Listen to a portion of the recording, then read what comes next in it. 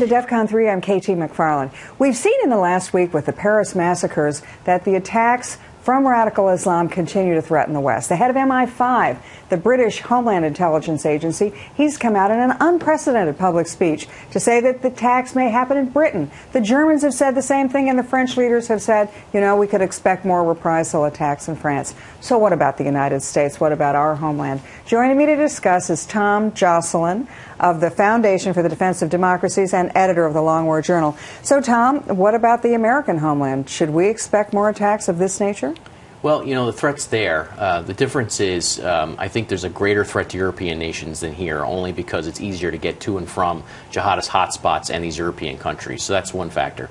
But, you know, the threat remains here in the U.S. homeland as well, because we've seen in the past where, despite spending billions of dollars to stop attacks, that some get through. Now, they're smaller scale attacks, but they still get through. The Boston bombings, for example, you know, the older brother involved there was a known quantity in counterterrorism circles. He's somebody who trained abroad, or we think he trained abroad with jihadists in Chechnya and Dagestan and that sort of thing. You know, the Fort Hood shooter, you know, this is a guy who was known, even though he didn't travel abroad, he was known to be a radical, he was known to be radicalized and basically going that way. And, you know, Christmas Day 2009, you know, we remember how, you know, a guy got on a plane with an underwear bomb coming into the U.S., and it was only because he couldn't get the bomb to detonate that it failed. You know, just a couple blocks from here, Times Square, in May 2010, what happened?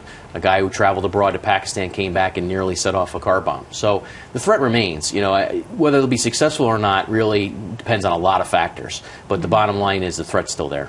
You know, Senator Feinstein, outgoing chairman of the Senate Intelligence Committee, was asked, and she said, you know, sleeper cells already could be here. What is the likelihood that there already are existing sleeper cells that could be activated? It's possible. I mean, you know, obviously, if they're sleeper cells, we don't know about them. That's the problem until it's too late. But I mean, it's certainly possible. I mean, part of the thing with sleeper cells, the trick is to make sure to keep their operational capacity up. It's tough to keep a sleeper cell in a foreign nation for years and years and years, and basically make sure they can still go forward with the attack. But it doesn't mean it's impossible. If you find the right guys to do it, you can carry it out. You know, there are some indications right now, in fact, that in the Paris attack on Charlie Hebdo, that those guys were basically a sleeper cell. That they had been sent, you know, a couple of years ago and were basically stationed there to do the bidding of Al-Qaeda in the Arabian Peninsula. So it's certainly possible.